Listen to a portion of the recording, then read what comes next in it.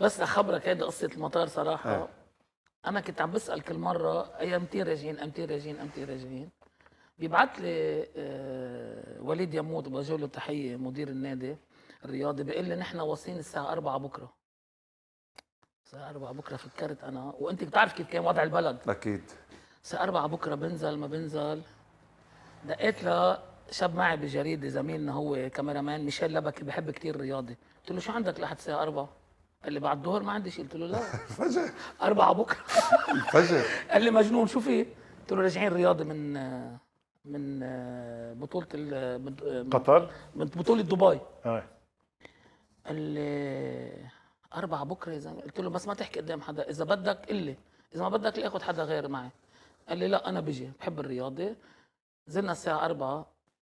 صدقني يعني فاديه مرتي بوجه لها تحيه، قالت لي مجنون انت شو لازم تعمل الساعه 4 بكره على المطار؟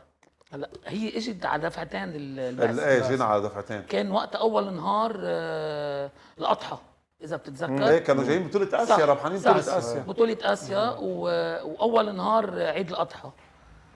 اول وفد بيجي رئيس النادي الحاج مازن مع الكوتش فران مع سيف دياب مع احمد اكيد محافظ الالعاب مع احمد شاكر وكذا. بيتفاجئوا انه انا شو عم بعمل.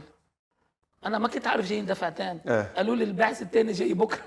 قلت له لا مش بكره نزل معي. بكره نزل معي. بدك تيجي بكره. هلا ثاني نهار انا عم اقول لها لفادي انه انا بدي انزل. قالت لي انت مجنون صراحه يعني، وهي ما كانت مصدقه انه انا عم مزبوط عم انت رايح ثاني نهار وقت نزلت. متجوز عليا؟ الراجل ده متجوز عليا ولا ايه؟